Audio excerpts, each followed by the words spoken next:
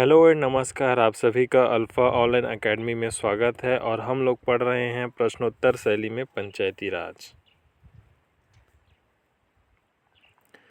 पिछली क्लास में हम लोगों ने कुछ प्रश्नों का अध्ययन किया था, उसको हम लोग रिवाइज कर लेते हैं। छत्तीसगढ़ पंचायती राज अधिनियम 1993 के संदर्भ में क्या सही है?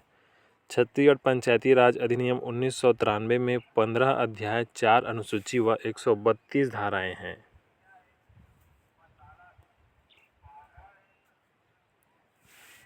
दूसरा दिया है आपका, ग्राम पंचायत में वार्ड की न्यूनतम संख्या होती है। तो किसी भी ग्राम पंचायत में वार्ड की न्यूनतम संख्या होती है 10, या यूँ कहें कि किसी भी ग्राम पंचायत में पंचों की जो न्यूनतम संख्या होती है वह होती है 10। ग्राम पंचायत में वार्ड का निर्धारण कौन करता है? तो जिला कलेक्टर करता है। ग्राम पंचायत में वार्ड की अधिकतम संख्या होती है।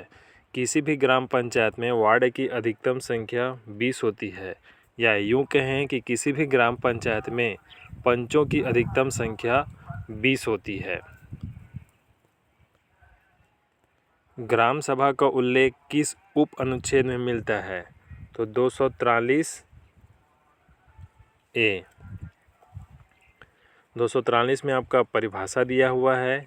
ए ग्राम सभा है, बी पंचायतों के गठन के बारे में बताता है, तथा 243 सी आपका पंचायतों की संरचना के संदर्भ में है।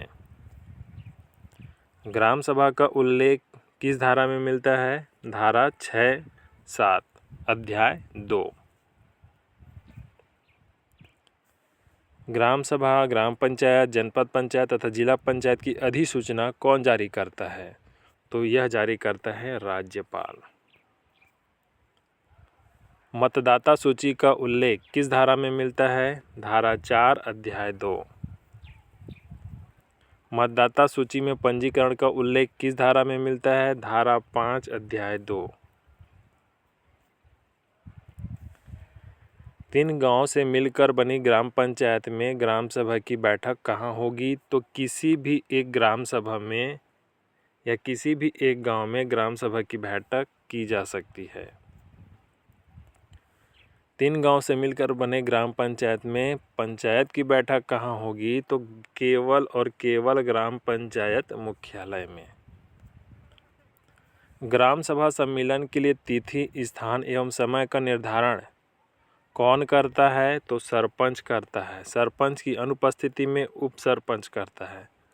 उप सरपंच की अनुपस्थिति में सचिव करता है। तो हमारा राइट आंसर है ऑप्शन डी। ग्राम सभा सामान्य सम्मेलन की सूचना कितने दिन पूर्व दी जाती है? 7 दिन। ग्राम सभा आपात सम्मेलन की सूचना कितने दिन पूर्व दी जाती है? 3 दिन। सम्मेलन आहूत करने का दायित्व सरपंच का होता है। सरपंच की अनुपस्थिति में उप सरपंच का होता है। उप सरपंच की अनुपस्थिति में सचिव का होता है। सम्मेलन की अध्यक्षता करने के संदर्भ में क्या सही नहीं है? तो सम्मेलन की अध्यक्षता सरपंच करता है। सरपंच की अनुपस्थिति में उप सरपंच करता है। उप सरपंच की अनुपस्थिति में ग्राम सभा से चुना गया कोई व्यक्ति उस सम्मेलन की अध्यक्षता करता है। लेकिन किसी भी परिस्थिति में, चाहे वह सामान्य क्षेत्र हो या अनुसूचित जनजाति क्षेत्र हो, सचिव ग्राम सभा सम्मेलन की अध्यक्षता नहीं करता है, क्योंकि वह ग्राम पंचायत का प्रशासनिक प्रमुख होता है। ग्राम सभा सम्मेलन में गढ़पूर्ति का दायित्व पंच व सरपंच का होता है। सामान्य क्षेत्रों में गढ़पूर्ति 1/10 होती है, जिसमें महिलाओं की उपस्थिति 1/3 अनिवार्य है। उसी प्रकार अनुसूचित जनजाति क्षेत्रों में ग्राम सभा गढ़पूर्ति 1/3 होती है, जिसमें महिला सदस्यों की उपस्थिति 1/3 होना अनिवार्य है। तो चलिए आज की क्लास को शुरू करते हैं। ग्राम सभा सम्मेलन आहूत करने का दायित्व किसका होता है? तो हम लोगों ने अभी पढ़ा कि ग्राम सभा सम्मेलन आहूत करने का दायित्व, ग्राम सभा सम्मेलन बुलाने की जिम्मेदारी किसकी होती है? तो सरपंच की होती है। सरपंच की अनुपस्थिति में उप सरपंच की होती है और उप सरपंच की अनुपस्थिति में सचिव का होता है। सचिव ग्राम पंचायत प्रशासनिक प्रमुख होता है।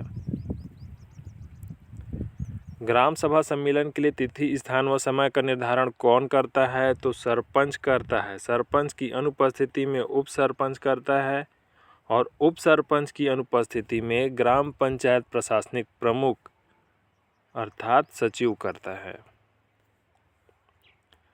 ग्राम सभा सम्मेलन की अध्यक्षता कौन करता है? सरपंच करता है। सरपंच की अनुपस्थिति में उप सरपंच करता है और उप सरपंच की अनुपस्थिति में ग्राम सभा सदस्य में से चुना गया कोई एक व्यक्ति उस ग्राम सभा सम्मेलन की अध्यक्षता करता है।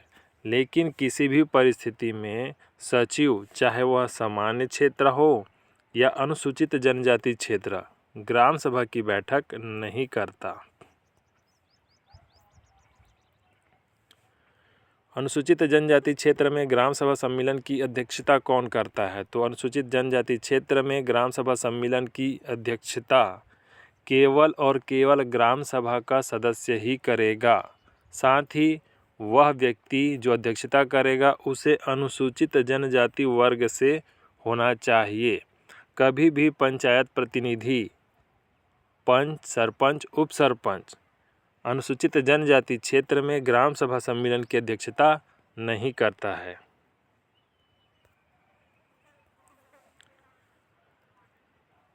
कौन सा कथन सही नहीं है? सामान्यतः 1000 की जनसंख्या पर ग्राम पंचायत का गठन किया जाता है, यह कथन सही है। बी, सामान्यतः 50,000 की जनसंख्या पर जनपद पंचायत का गठन किया जाता है, यह कथन भी सही है। सामान्यतः 5 लाख की जनसंख्या पर जिला पंचायत का गठन किया जाता है, यह कथन भी सही है। सामान्यतः 200 की जनसंख्या पर ग्राम पंचायत में वार्ड का गठन किया जाता है, यह कथन गलत है।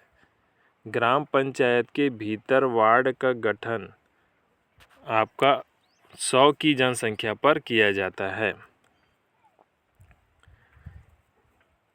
ये होता है आपका ग्राम पंचायत, जनपद पंचायत और ऊपर शीर्ष भाग में जिला पंचायत को रखते हैं। तो किसी भी ग्राम पंचायत में वार्डों की न्यूनतम संख्या 10, अधिकतम होती है 20। जनपद पंचायत का गठन आपका विकासखंड स्तर पर किया जाता है, जिसमें जनपद निर्वाचन क्षेत्र की न्यूनतम संख्या होती है 10, अधिकतम संख्या होती है 25। उसी प्रकार आपका जिला स्तर पर जिला पंचायत का गठन किया जाता है, जिसमें जिला पंचायत निर्वाचन क्षेत्रों की न्यूनतम संख्या होती है 10 और अधिकतम संख्या होती है 35। तो ग्राम पंचायत का गठन 1000 की जनसंख्या पर किया जाता है। जनपद पंचायत का गठन 50,000 की जनसंख्या पर किया जाता है। उसी प्रकार जिला पंचायत का गठन 5 लाख की जनसंख्या पर किया जाता है। ग्राम पंचायत के भीतर न्यूनतम 10 वार्ड होते हैं। प्रति वार्ड जनसंख्या न्यूनतम होती है 100।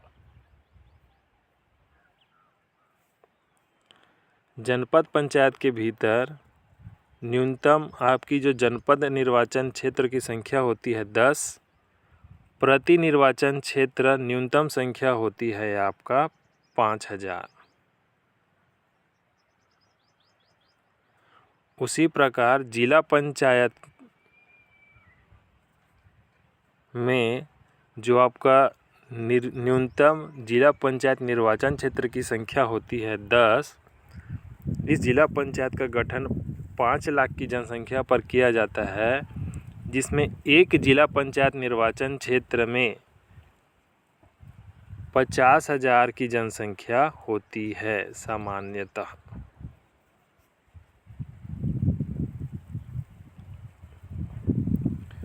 ग्राम पंचायत के भीतर वार्ड का निर्धारण जिला कलेक्टर करता है और इसका गठन सामान्यतः 100 की जनसंख्या पर किया जाता है। ग्राम पंचायत के भीतर वार्ड का निर्धारण कौन करता है? तो जिला कलेक्टर करता है। नवनिर्वाचित पंच व सरपंचों को पद की शपथ कौन दिलाता है? सचिव दिलाता है। पंचायत चुनाव वर्ष 2025 में 3 मार्च को शपथ समारोह का आयोजन किया गया था। ग्राम सभा का वार्षिक सम्मेलन वित्तीय वर्ष प्रारंभ होने के कितने माह पूर्व ग्राम पंचायत मुख्यालय में आयोजित किया जाता है? 3 माह। जनपद पंचायत के संदर्भ में कौन सा कथन गलत है? तो ये हुआ आपका जनपद पंचायत, ये ग्राम पंचायत, जनपद और जिला 3 स्तर में अगर विभाजित करते हैं तो जनपद पंचायत सामान्यतः 5,000 की जनसंख्या पर एक जनपद पंचायत निर्वाचन क्षेत्र का गठन किया जाता है। यह कथन सही है। जनपद पंचायत निर्वाचन क्षेत्र का निर्धारण राज्य सरकार करती है। यह कथन भी सही है। जनपद पंचायत में निर्वाचन क्षेत्र की न्यूनतम संख्या 10 तथा अधिकतम संख्या 25 होती है। यह कथन भी सही है। गलत कथन है ऑप्शन डी, जनपद पंचायत का गठन जिला स्तर पर नहीं बल्कि विकास खंड स्तर पर किया जाता है। जनपद पंचायत में न्यूनतम जनसंख्या कितनी होती है? निर्वाचन क्षेत्रों की 10, जबकि अधिकतम निर्वाचन क्षेत्र की संख्या होती है 25। इसका जो गठन होता है वो 50,000 की जनसंख्या पर होता है। इसका मतलब यह है कि एक जनपद निर्वाचन क्षेत्र का जो गठन होता है वो सामान्यतः 5,000 की जनसंख्या पर होता है।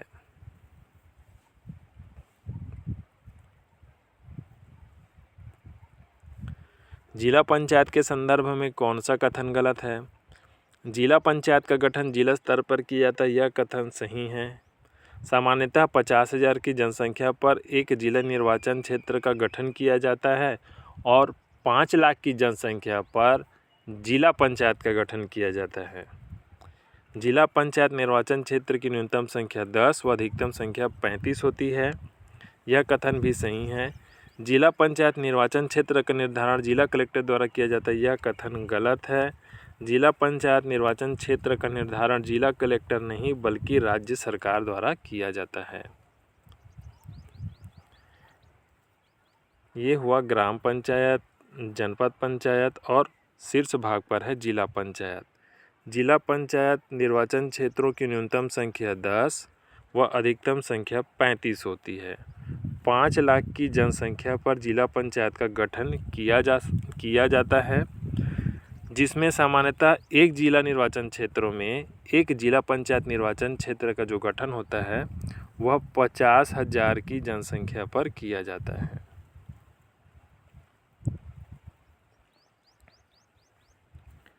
ग्राम पंचायत के भीतर वार्ड का निर्धारण कौन करती है?